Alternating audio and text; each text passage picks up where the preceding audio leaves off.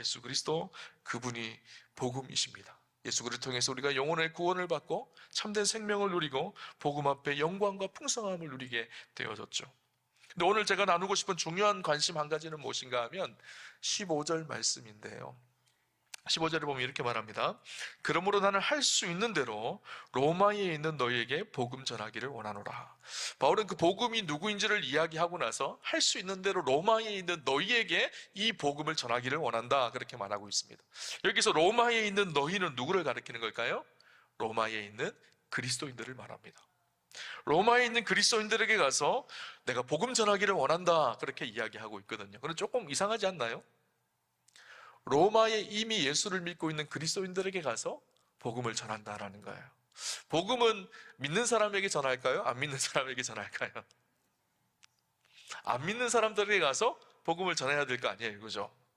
바울의 선교 원칙이 나오는데 로마서 15장 20절에 보면 바울의 선교 원칙이 이렇게 나옵니다. 또 내가 그리스도의 이름을 부르는 곳에는 복음을 전하지 않기를 힘썼노니 이는 남의 터 위에 건축하지 아니하려 함이라. 내가 이미 복음이 전해진 곳에 가서 내가 복음을 전할 필요가 없다, 다른 곳에 가서 복음을 전하겠다, 그렇게 이야기를 하는데 독특하게 로마 교회의 교인들, 그리스도인들에게 내가 가서 너희에게 복음을 전하겠다, 그렇게 말합니다. 여기서 너희가 누구인가 하면 6절에 보면 구체적으로 말하는데 너희도 그들 중에서 예수 그리스도의 것으로 부르심을 받은 자니라. 너희는요 이미 예수 그리스도의 것으로 부름을 받은 사람들을 말합니다. 8절에도 이야기하거든요. 먼저 내가 예수 그리스도로 말미암아 너희 모든 사람에 관하여 내 하나님께 감사함은 너희 믿음이 온 세상에 전파됨이니라. 로마 교회가 믿음이 좋다는 것이 온 세상에 전파되어졌던 너희이거든요. 그 로마 교회 교인들에게 내가 복음을 전하겠다, 그렇게 말합니다. 10절에 보니까 어떻게 하든지 어찌하든지 내가 너희를 찾아가기를 원한다, 그렇게 말하며 내가 너희에게 복음을 전하겠다, 이렇게 표현하고 있어요. 바울은 왜 믿는 그리스도인인 로마 교인들에게 복음을 전하기를 원했을까요? 로마 교회는 언제 시작했을까요? 우리가 정확하게 로마 교회가 언제 시작되어졌는지는 알지 못합니다. 근데 추측하기는 사도행전 이전에 성령 충만함의 강림 사건을 받고 난 이후에 흩어졌던 그리스도인들이 가서 로마의 교회를 개척했을 것이라고 생각을 합니다. 그렇게 따지면 바울이 로마서를 썼을 때 한 20년 전에 교회가 개척되어진 거예요. 그러니까 이미 로마 교회는요 20년이 지난 그런 교회입니다. 그런데 그렇게 시간이 지나다 보니까 로마 교회의 첫 믿음, 첫 순수함이 사라져버린 것 같아요. 그래서 로마서 13장 13절 14절에 보면 뭐라고 기록하는가 하면 이렇게 말합니다. 낮에와 같이 단정히 행하고 방탕하거나 술 취하지 말며 음란하거나 호색하지 말며 다투거나 시기하지 말고 오직 주 예수 그리스도로 옷 입고 정욕을 위하여 육신의 일을 도모하지 말라. 로마 교인들에게 편지를 보내면서 바울은요 무엇인가 교회에 잘못된 신앙생활을 하는 사람들이 있었다라는 것을 알고 있었던 것 같다. 그래서 뭐라고 말하는가 하면 방탕하지 말고 술 취하지 말고 분쟁하거나 다투지 말아라. 너희가 예수 그리스도로 옷 입어라. 그렇게 이야기를 하고 있는 거예요.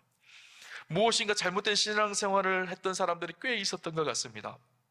그래서 바울은요 그들이 다시 복음 앞에, 말씀 앞에, 하나님 앞에 서기를 소망했던 것 같아요.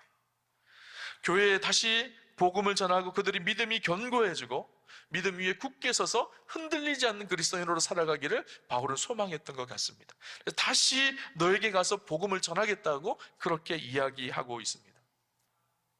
여러분 오늘 우리도 마찬가지죠.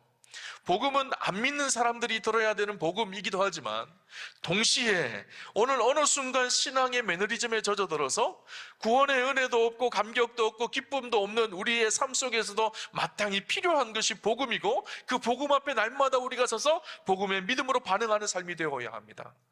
그래서 복음은 예수님을 아직 알지 못하는 사람들에게도 필요하지만 교회 안에 예수 믿는 사람들에게도 진짜 필요한 것이 복음이죠. 복음을 다시 듣는 일이에요. 여러분 마음속에 우리 안에는요 복음 이야기하면 뭔가 이상한 교만함이 있습니다. 내가 교회 다닌 지가 몇 년인데 복음을 다시 들어. 십자가 이야기하면 아유 목사님 그거 다 아는 이야기예요. 수십 년 동안 내가 교회 다니면서 들었던 이야기인데 뭐 또 그걸 다시 들으려고 해요. 교회에서 제자 훈련한다 그런다 그러면 다 그래요. 아유 이미 제가 제자 훈련 다 받았는데요. 그래서 기초, 기본 이런 말 별로 좋아하지 않습니다. 내가 교회 다닌 지가 몇 년인데 기본을 다시 들어야 돼? 내가 교회 다닌 지가 얼마나 됐는데 복음을 다시 들어야 돼? 이렇게 생각을 해. 이상한 우리 안에 교만함이 있습니다. 그런데요, 바울은 지금 칭찬받고 있는 로마 교인들에게 내가 너희에게 가서 복음 전하기를 원한다, 그렇게 말하고 있어요. 여러분, 복음을요 다시 들어야 합니다. 그래서 복음의 그 은혜와 감격이요 오늘 우리의 삶을 생생하게 해야 합니다. 신앙생활은 과거에 어떠했느냐가 아니라 오늘 지금 여기에서의 우리의 삶이 어떠냐라는 거예요. 복음의 그 생명력이 오늘 우리의 삶 속에 지금 살아있느냐, 이것이 중요한 것이죠. 복음을 다시 듣게 되어지면 우리의 삶 속에 어떤 일이 일어날까요? 첫 번째는요, 우리는 복음을 다시 들음으로 구원의 감격과 은혜를 회복하게 되어집니다. 여러분, 로마서를 가만히 보면요, 로마서 1장 하반절에는요 믿지 않는 사람들, 이방인들의 죄에 대해서 고발을 합니다. 그리고 2장에 넘어오면요 종교인들의 죄에 대해서 고발을 해요. 오랫동안 율법을 지키고 하나님을 알고 있는 종교인들이 신앙이 어느 순간 종교로 바뀌어진 거예요. 형식적인 행위로 바뀌어진 거예요. 모든 율법은 철저하게 지키지만 그 속에 진짜 하나님을 사랑하고 이웃을 사랑하는 진실함은 없습니다. 그리고 사람들 앞에 거룩하다고 자기를 포장하여서 이야기합니다. 종교적인 형식만 남은 신앙인들에 대한 고발이 로마서 2장에 대한 이야기예요. 근데 오늘 우리도 마찬가지, 오랫동안 신앙생활을 하면 어느 순간 유대인들처럼 종교의 형식만 남아서 신앙의 본질은 잃어버리고 그 은혜와 감격은 잃어버리고 신앙생활을 할 수 있는 경향이 굉장히 크다는 거예요. 마치 요한계시록에 에베소 교회를 예수님께서 책망하셨을 때 첫사랑을 잃어버렸다고 책망을 받았던 것처럼, 오늘 우리도 주님 사랑하는 그 진실한 첫사랑을 잃어버린 그 구원의 은혜와 감격을 잃어버리며 신앙생활을 하는 그런 모습이 우리의 모습이 되어줄 수 있다는 거예요. 여러분, 구원의 감격이라는 말이 무슨 말일까요? 구원을 주신 하나님께 대한 감사와 기쁨을 말합니다. 하나님의 사람으로 새롭게 예수 믿고 거듭나서 뜨거운 체험을 하는 것, 그것이 구원의 감격이라는 표현을 쓰죠. 누군가 구원의 은혜를 경험하고 지은 한 시가 있어요. 제가 한번 읽어드릴게요. 제목이 바보처럼 웃었다, 너무 행복해서. 한번 읽어드릴게요. 여러분, 읽으면서 한번 생각해 보셨으면 좋겠어요. 나도 그럴 때가 있었는데, 그런 생각이 드실 거예요. 산을 거닐며 웃었다, 너무 감사해서. 석양에 지는 해를 보며 웃었다, 너무 황홀해서. 바보처럼 웃었다, 너무 행복해서. 예수가 그리스도라는 비밀을 깨닫고 웃었다, 너무 신기해서. 가만히 있어도 천국 간다는 것을 알고 웃었다, 너무 좋아서. 죄와 죽음으로부터 자유하다는 것을 알고 웃었다, 너무 기뻐서. 하늘 보며 웃었다, 너무 만족해서. 이 세상 모든 문제로부터 완전히 자유하다는 것을 깨닫고 웃었다. 몸부림치며 살아온 지난날 내 삶이 너무 어이없어서 미친 사람처럼 큰 소리로 웃었다, 혼자서. 죄가 없어졌다, 문제가 없어졌다, 죽음이 없어졌다, 내가 없어졌다. 이제 비로소 내 안에 성령으로 내주하시는 예수 그리스도만이 남았다. 한 사람이요, 그 구원의 은혜를 경험하고 노래한 거예요. 여러분도 그럴 때가 있지 않았나요? 처음 그 은혜가 너무 커서 하늘을 바라봐도 너무 기쁘고 감사가 되어지고, 숲속에 지저귀는 새소리가 하나님을 찬양하는 것 같고, 나뭇잎만 바라봐도 감격이 되고 은혜가 되어지고, 그것이 구원의 감격이었거든요. 여러분들도 경험하셨을 것이고, 또 저도 경험한 감격이고, 또 어떤 분들은 이 감격이 너무 커서 뜨겁게 체험한 분도 계실 것이고, 어떤 분들은 그렇게 뜨거운 감격은 아니었지만 이 구원의 기쁨 때문에 감사하고 기뻐했었던 그런 때가 반드시 있었을 것입니다. 그런데 오늘은 어떤가요? 어느 순간 너무 몸이 건조하고 메말라져 버리고 감사도 사라져 버리고 기쁨도 사라져 버린 것이 혹시 오늘 우리의 신앙의 모습은 아닌가요? 여러분, 구원의 은혜와 감격이 없어지는 몇 가지 이유가 있습니다. 첫 번째 이유는 무엇인가 하면, 교회는 다니지만 아직 복음을 체험하거나 예수님을 진짜로 인격적으로 만나지 못해서입니다. 두 번째는요, 죄를 범하거나 영적으로 범죄하면 구원의 기쁨이 사라집니다. 세 번째는요, 은혜를 받고 살아가는 삶이 너무 오래되면 그렇습니다. 첫 번째는 어떻게 해야 될까요? 진지하게 예수님이 누구신지를 알고 인격적으로 예수님을 만나야 합니다. 두 번째는 죄를 범하였다면 그 죄에서 돌이켜서 뉘우치고 그 길에서 벗어나야 합니다. 여러분, 다윗이요, 우리의 아내 바세바를 성적으로 범하고 우리아를 전쟁에 내몰아 죽게 했죠. 엄청난 범죄를 저질렀습니다. 그리고 나서 하나님 앞에 회개하며 돌이켰을 때 다윗의 한 기도가 시편 51편인데요. 51편 11절 12절에 보면 이렇게 말합니다. 나를 주 앞에서 쫓아내지 마시며 주의 성령을 내게서 거두지 마소서. 주의 구원의 즐거움을 내게 회복시켜 주시고 자원하는 심령을 주사 나를 붙드소서. 뭐라고 말하고 있죠? 구원의 즐거움을 내게 회복시켜 주옵소서.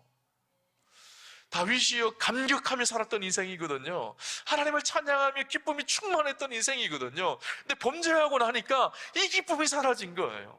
다시 하나님 앞에 회개하며 돌이키며 하나님 그 즐거움과 그 기쁨을 다시 회복시켜 주십시오. 주님과 함께하는 구원의 감격과 은혜를 다시 회복시켜 주십시오. 이것이 다윗의 기도였었어요. 그렇죠? 여러분은 어떤가요? 그 은혜와 감격, 그 기쁨 어느 순간 저 멀리 가 있지 않나요? 세 번째 유행처럼 은혜를 받고 살아가는 삶이 너무 오래되어졌어요. 아무런 감격도 없고 아무런 은혜도 없고 식어져 있는 모습이 혹시 우리의 모습은 아닌가요? 우리 안에 필요한 것이 있어요. 다시 복음을 듣는 거예요. 복음 앞에 서는 거예요. 복음을 들으면 은혜와 감격이 식어지는 병폐를 막을 수가 있습니다. 여러분, 날마다 복음 안에 예수 그리스도께서 우리 안에 행하신 그 놀라운 은혜를 기억하셨으면 좋겠어요. 우리 제자훈련을 하는데 1:1 제자훈련할 때 날마다 하는 것이 있어요. 그리스도 안에서 우리 안에 행하신 일들을 계속 반복하는 일이에요. 우리에게 주신 놀라운 은혜와 감사와 기쁨, 그리스도 안에서 나를 받아주신 그 은혜, 그 은혜의 복음, 그리스도 안에서 우리 한 사람 한 사람이 별 볼 일 없는 인생이 아니라 특별한 존귀한 존재라는 사실, 그리스도 안에서 함께 믿음을 살아가는 형제 자매가 있고 함께 믿음의 공동체가 있다는 놀라운 축복, 이런 것들을 날마다 복음 안에서 다시 생각해내는 것이죠. 그죠? 두 번째는요, 복음의 진리가 더 견고하고 깊어지게 하기 위해서입니다. 여러분, 복음은요 믿지 않는 사람도 들어야 되지만 믿는 사람들에게도 필요합니다. 그 이유를 11절에 바울은 이렇게 표현합니다. 내가 너희 보기를 간절히 원하는 것은 어떤 신령한 은사를 너희에게 나누어 주어 너희를 견고하게 하려 함이니. 바울이 로마 교회에 가서 그런 소망이 있어. 너희에게 가기를 간절히 소망하는 것이 있는데 그것이 무엇인가 하면 너희에게 가서 신령한 은사를 너희에게 나누어 줘서 너희가 견고하게 믿음 위에 서 있게 하기 위해서다. 여기서 신령한 은사라는 것이 무엇일까요? 은사 집회하는 거 말하는 걸까요? 아니에요. 여기서 신령한 은사라는 것은요, 복음을 통한 특별한 은혜를 말합니다. 복음을 잘 알지 못하고 복음 안에 살아가지 않는 그들을 바라보면서 다시 복음을 전하여서 복음 안에 특별한 은혜로 그들이 더욱더 믿음 안에서 견고해지기를 바울은 원했던 거예요. 그렇죠? 여러분, 복음을 들으면, 복음을 더 알아가면 복음의 깊이가 생기기 시작합니다. 복음 안에 견고하게 되어지죠. 한 미국 선교사님 이야기입니다. 한 미국 선교사님 부부가 러시아 시베리아에서 사역을 했어요. 그런데 그곳에서 시베리아의 한 작은 고아원에서 어린아이 한 명을 만났어요. 그 어린아이가 너무 예쁜 거예요. 그리고 너무 불쌍한 거예요. 그래서 결단을 해서 하나님 앞에, 하나님, 저 아이를 우리 가정에 입양하기를 원합니다. 그런데 시베리아에서 그 아이를 미국 부모에게 입양한다는 것이 결코 그 과정이 쉽지가 않았습니다. 굉장히 많은 노력과 많은 시간과 어려움이 있었어요. 그래서 그 어려움과 시간을 들여서 그 아이를 겨우 입양을 하게 되어진 거예요. 그 부모가 너무 기뻤어요. 그 아이에게, 그 새로운 부모에게 입양되었다라는 것은요, 놀라운 축복이거든요. 고아였던 자기가 이제는 너무나 좋은 부모님이 생겼어요. 자기의 국적이 바뀌었어요. 이제는 미국 시민권을 받는 아이예요. 그의 미래가 열려졌어요. 그의 인생 가운데 놀라운 축복이 일어난 것이죠. 인생 가운데 최고의 사건, 최고의 축복이 있게 되어졌어요. 근데 문제는 이 아이가 아직 너무 어려서 입양이라는 의미를 알지 못합니다. 그래서 기뻐하지 않는 거예요. 뭔지 모르는 거예요.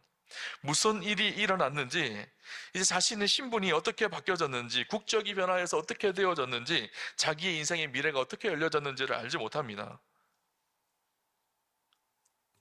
자신의 양부모가 자신을 입양하기 위해서 어떤 희생과 수고를 치렀는지도 알지 못하는 거예요.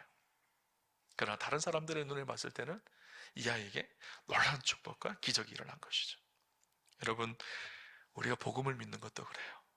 복음을 알지 못하는 사람은요, 이 복음이 시시한 복음처럼 보여요.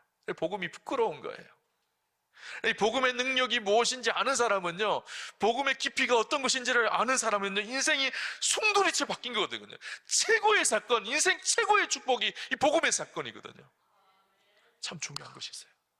복음, 여러분의 복음은 무엇인가요? 어떤 사람은 그렇게 이야기해요. 복음, 목사님, 복음은 예수 믿고 천국 가는 것이죠 라고 이야기합니다. 근데 그것이 다예요. 복음은요, 예수 믿고 천국 가는 것이지만 그것은 복음의 한 부분이에요. 복음 안에는요, 놀랍고 풍성한 하나님의 축복과 은혜가 그 속에 담겨져 있어요. 그래서 복음을 더 깊이 알아가셔야 합니다. 복음을 누리셔야 돼요. 우리는 복음을 그냥 천국 가면 되지, 그러니까 이 세상의 삶과는 전혀 상관도 없어요. 그러니까 늘 괴로워하며 고통 속에 힘들어 겨우겨우 이 세상을 살아가요. 나중에 천국 가면 되지, 이렇게만 생각합니다. 아니에요. 복음은요, 하나님 놀라운 능력입니다. 복음 안에 참된 생명과 풍성함이 그 속에 담겨져 있는 거예요. 사도 바울은 그래서 하나님의 사랑의 넓이와 길이와 깊이와 높이를 알라고, 더 깊이 알라고 그렇게 우리에게 부탁을 하고 있는 거예요. 그렇죠? 여러분, 좀 복음을 누리셨으면 좋겠어요. 복음을 듣고 복음을 배우고 복음 안에 더 깊이 살아가고 그리스도께서 십자가에 죽으시고 부활하신 그 놀라운 사건 속에 우리 안에 일어난 일들이 어떤 일들인지 진짜 아시는 축복이 있어야 됩니다. 여러분, 처음 아이들이 그림을 배울 때 그 그림 보면 굉장히 심플하고 단순합니다. 단색이에요. 다. 태양은 빨간색, 바다는 파란색, 나무는 녹색, 단색입니다. 그런데 이 그림을 잘 배워오면요, 깊이가 생기면 어떻게 되는지 아세요? 만약에 불난 집을 그리라 그러면 어린아이가 그리면 두 가지 색깔로 그려요. 하나는 빨간색, 하나는 검정색, 탄 부분은 검정색, 불은 빨간색. 그런데요, 그림을 자꾸 배우고 그림의 깊이가 깊어지면 어떻게 되는지 아세요? 불을 그리더라도 불을 빨간색 한 색으로만 그리지 않습니다. 불의 색깔들이 다 달라요. 노란색도 그 속에 들어있고 초록색도 들어있고 주황색도 들어있고 불의 색깔이 그 안에 12가지 넘는 색깔들이 그 불 속에 들어있어요. 그러니까 그 불을 볼 때 진짜 불같이 느껴지는 거예요. 그죠? 복음도 마찬가지예요. 복음의 깊이가 깊어지면 깊어질수록 복음의 능력을 누리기 시작합니다. 여러분, 초등학교 처음 입학하면요, 국어를 배우죠. 가나다라 마바사 자차카타파 배우잖아요. 그리고 나서 초등학교 1학년 교과서에 어떻게 뭐 제일 처음에 나오는지 아세요? 영희가 학교를 갑니다. 그 다음에 나오는 게 뭔지 아세요? 영희가 나오면 누가 나오죠? 철수가 학교를 갑니다. 영희야 안녕, 철수야 안녕, 바둑이도 안녕, 이렇게 나옵니다. 근데 그 국어를 읽는다고 해서 그 아이가 국어를 깨우친 걸까요? 아니죠. 국어를 읽을 수 있는 능력은 있지만 그 국어를 더 공부하다 보면 어떻게 될까요? 나중에 깊은 문학 소설도 읽게 되어지고요, 그 속에 정말 놀라운 진리와 놀라운 은혜들을 발견하게 되어져요. 그죠? 저는 복음도 마찬가지라고 생각해요. 복음은요, 우리 안에 놀라운 축복과 은혜가 그 속에 담겨져 있습니다. 그래서 바울은요, 지금 이 복음이 더 전해져서 그들이 아는 단편적인 복음이 아니라 복음의 깊은 은혜를 누리기를 원했던 거예요. 그래서 너에게 가서 내가 복음 전하기를 원한다. 그래서 너희의 믿음이 더 견고하게 서기를, 더 깊어지기를 소망하는 바울의 마음이 그 속에 담겨져 있었던 것이죠. 여러분, 그래서 우리는 복음을 듣고 복음 안에 날마다 서야 합니다. 복음을 듣는다라는 말은 단순히 어떤 의미일까요? 단순히 복음을 날마다 듣는다, 십자가의 은혜를 묵상한다라는 의미도 있지만 하나님의 말씀을 배운다, 복음 안에 담겨져 있는 진리를 더 깊이 알아가고 그것을 날마다 우리의 삶 속에 묵상하며 살아간다라는 의미도 담겨져 있는 거예요. 그죠? 여러분, 복음 안에서 더욱더 견고하고 깊어지는 축복이 있었으면 좋겠어요. 여러분, 부부가 처음 사랑할 때는요, 뜨거운 마음으로 연애 때는 사랑합니다. 근데 40대, 50대가 지나면요, 그 사랑이 깊어져야 돼요. 냉랭해지면 안 돼요. 그래서 복음도 마찬가지예요.